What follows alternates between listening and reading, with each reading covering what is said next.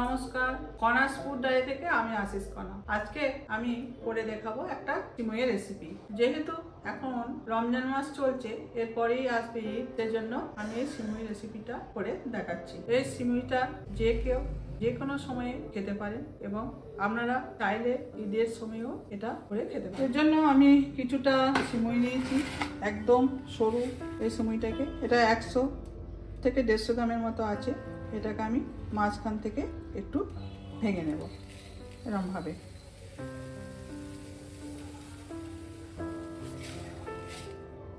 মাঝখান থেকে ভেঙে নিলাম। তারপর কড়া গরম হলে আমি এই সিমুইটাকে ঘিয়ের মধ্যে ভেজে নেব। তার জন্য এর মধ্যে 2 চামচের মতো ঘি দিলাম।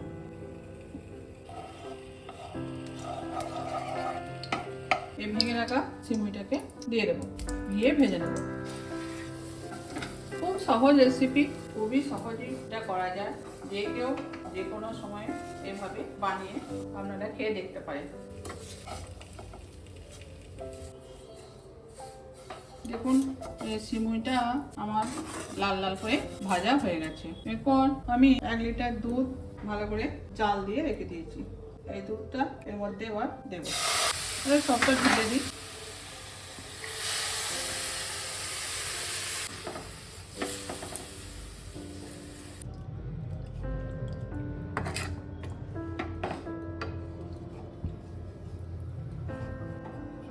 এই রান্নাটা করতে খুব একটা বেশি টাইম লাগে না, খুব অল্প সময়ের মধ্যে হয়ে যায়।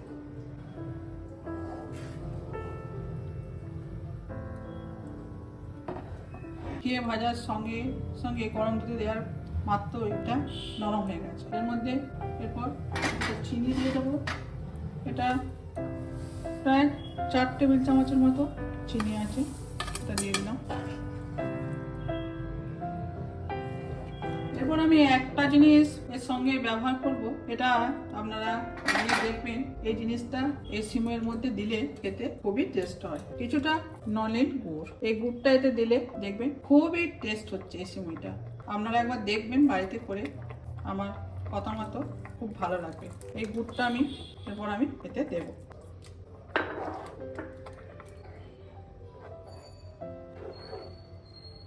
এরপর আমার সিমুই হয়ে এসছে। এরপর আমি কিছুটা বাদাম দেব,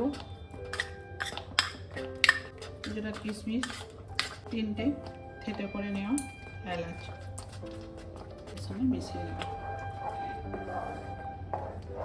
দেখুন আমার সিমুই হয়ে গেছে। এবার আমি এটা তুলে ফেলছি সার্ভ করার জন্য। আপনারা অবশ্যই একবার করে দেখবেন ঈদের সময়, আশা করি আপনাদের ভালো লাগবে। আপনারা একবার বাড়িতে করে দেখবেন, আশা করি আপনাদের ভালো লাগবে। ভালো লাগলে কমেন্ট করে জানাবেন। সবাই লাইক, শেয়ার, সাবস্ক্রাইব করে দেবেন। সবাই ভালো থাকবেন, সুস্থ থাকবেন। নমস্কার।